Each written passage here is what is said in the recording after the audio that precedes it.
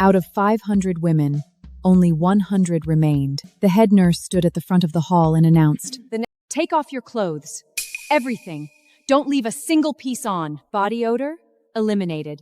Bad breath? Eliminated. Tattoos? Also eliminated. Maya stood in the center of the gilded marble hall, motionless. The head housekeeper stood before her, barking orders. Around her, several girls flushed red, clutching their bags. One girl whispered, Is being rich that big of a deal? Before grabbing her things and storming out. Maya had come here to apply for a nanny position with the Sterling family, the most powerful dynasty in the city. She hadn't expected the first round of the audition to be a forced public strip search. Maya was from a small rural town. Although she had worked as a high-end, but she was a professional. She understood. The Sterling family was the elite. Their newborn was the heir to a multi-billion-dollar empire. They demanded perfection. More importantly, she needed this job, $1 a month, with a guaranteed double bonus. This was 4 times her usual rate. It was life-changing. The head nurse walked down the line, her eyes scanning Maya like a laser. A flicker of surprise crossed her face. Maya's skin was like porcelain, flawless, pale, and radiant. You've made it to the next round. Out of 500 women, only 100 remained. The head nurse stood at the front of the hall and announced, The next round will begin at 2 p.m. Mr. Julian Sterling will conduct the evaluation personally. Criteria, style, and temperament. Only 10 people will move forward. The crowd in the room buzzed with instant excitement. Is Julian Sterling actually coming here? Everyone in the city knew the Sterlings were a powerful elite dynasty. While other wealthy heirs were called playboys, Julian was known as the Titan. At 28, he ran the largest financial group in the country. A single word from him could bankrupt a Fortune 500 company. He was cold, calculating, and rarely appeared in public. As the women were led out of the estate, they began whispering frantically. If I catch Julian's eye, I'm set for life. I'm gonna change my outfit and wear a bodykin skirt. Show off. I'm going for the damsel in distress look. Billionaires love girls they can save. A group of women began brainstorming how to stand out in the afternoon, hailing taxis straight to the mall. However, Maya walked a few hundred yards from the estate to a secluded grove. And immediately opened a home security app. Come to this city full of hope. To save money, Mia had taken an unlicensed taxi home late at night. She was dragged into the woods and raped during a night that seemed never-ending. When they were younger, they had once called their father for help. Their father had screamed at them over the phone. Why did he pick you and not someone else? You must have been dressed provocatively. Flies don't swarm an egg unless there's a crack in it. That night, Mia jumped from a city bridge. Maya jumped into the freezing water to save her, but the resulting brain infection and trauma were too severe. When Maya asked her father for medical expenses, he laughed. It's just a fever. She'll live. The hospital just wants to cheat us out of our money. Quiet town. They could be their own princesses. Maya took a deep breath, wiped her eyes, and looked at her faded jeans and old t-shirt. She opened a delivery app on her phone. No matter what, she had to win. Maya took a deep breath, wiped her eyes, and looked at her faded jeans and old t-shirt. She opened a delivery app on her phone. No matter what, she had to win. 2:00 p.m. sharp. The second round took place on the expansive lawn in front of the Sterling Main Manor. Most of the applicants were women over 30, but today, they looked like they were attending a gala. One wore a silk blouse and a pencil skirt that clung to every curve. Another was in a sharp power suit, looking like a top-tier executive. Yet another was draped in designer satin, looking sophisticated and chic. It was a beautiful battlefield. Every woman there hoped to catch Julia Stinkling's eye, dreaming of a billionaire saves Cinderella story. Maya stood in the back row, keeping a low profile. The head nurse stepped forward, her expression cold. I will be presiding over the second round. Everyone, maintain your form. A wave of disappointment spread through the crowd. Where was the billionaire? Where was Julian? Only Maya remained focused. Someone like him wouldn't waste time standing on a lawn with 100 strangers. If he was watching from above. On the balcony stood a tall, imposing man dressed entirely in black. He had one hand in his trouser pocket, the other resting casually at his side.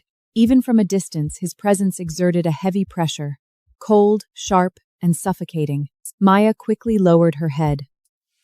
The first rule of working for the ultra-rich: keep your head down and your mouth shut. The head nurse held a tablet, her voice amplified by a small lapel microphone. Her gaze swept through the crowd like a searchlight. First row, middle. Bulge dress, you're in. Third row, second from the left, navy suit, you're in. Fifth row, right side. Her 9 spots were you're in. Within minutes, only one position remained. As the head nurse's gaze began to move past her, Maya took a step forward. Her voice was clear and respectful. Head nurse, excuse me. I would like to speak for myself. As the head nurse's gaze began to move past her, Maya took a step forward. Her voice was clear and respectful. Head nurse, excuse me. I would like to speak for myself. Everyone turned. All eyes locked onto her. In a sea of silk and designer brands, Maya wore a standard Nanny. The other women sneered. What is she wearing? Does she even have a sense of style? The head nurse frowned. Why are you dressed like this? I am applying to be a nanny, not a secretary, an executive, or a model. Every day I spend in this house, I will be a nanny. Soft, hypoallergenic, and breathable. If I hold the newborn for hours, it won't irritate their skin. In my opinion, for the Sterling heir, the baby's comfort is far more important than in an adult's style. Her voice carried across the lawn. The women in high heels glared at her. She had just insulted every single one of them. But Maya knew this was her only chance. She couldn't afford designer suits, so she bet everything on professionalism. She stood her ground, eyes cast down, waiting for the verdict. On the 7th floor balcony, Julian Sterling didn't move. His dark, bottomless eyes took everything in. For the child? His voice was like shards of ice. The surrounding air seemed to drop 10 degrees. Simple clothes, earnest words. She performed much better than those ladies in tight dresses. But to him, the purer the act, the more calculated the performance. His voice was like shards of ice. The surrounding air seemed to drop 10 degrees. Simple clothes, earnest words. She performed much better than those ladies in tight dresses. But to him, the purer the act, the more calculated the performance. Clumsy. Hypocritical. How dare she bring her little tricks under my nose? Maya made it to the final round. The 10 finalists were led into the main hall. It was dazzlingly import. Gold leaf ceilings, crystal chandeliers, and floors polished to a mirror-like sheen. For the final round, you will demonstrate your professional childhood skills in front of Mrs. Higgins and the young master. You have 3 minutes each. Only one will be hired. As she spoke, rhythmic foots echoed in the hallway. 10 middle-aged women walked in, each holding a baby. Their expressions were as cold as stone. Caring for 10 babies in 3 minutes? This wasn't a test, it was a challenge. Every woman here was a certified gold medal nanny, the elite of the elite. This meant a hellish competition and evaluation had only just begun. Several drones rose into the air, their cold camera lenses hovering over the candidates. Every movement, every flinch, would be recorded in high definition. The air solidified. Every woman was frantically calculating how to stand out in just 180 seconds. Suddenly, the panoramic elevator chimed. The doors slid open. Leading the way was a woman in her 50s, wearing a deep purple silk robe. Her movements possessed a regal elegance, but her expression was icy, harsh, and unaccountable. Walking beside her was a man. His silhouette was tall and imposing, his black custom suit accentuating his cold, aristocratic power. His gaze was sharp enough to pierce through bone. His presence was so heavy it made it difficult to breathe. Maya's eyes accidentally collided with his. For a split second, she thought she saw a flicker of something in his dark eyes. Maya's eyes accidentally collided with his. For a split second, she thought she saw a flicker of something in his dark eyes. An old butler followed closely behind, carrying a pale baby who was coughing insistently. Madam, Mr. Sterling. The head nurse and the nannies bowed deeply, their chins nearly touching their chests. Julian Sterling, he actually showed up. Their hearts murmured against their ribs as they frantically lowered their heads. Maya retracted her gaze and stared at the floor, motionless. Mrs. Higgins' heels clicked against the marble as she walked down the line, inspecting them like livestock. Suddenly, she raised her hand, the one wearing a massive emerald ring. Wearing high heels as a nanny? Are you trying to trip and fall with my grandson? You lack basic common sense. Get out! Before anyone could react, she turned to the second woman.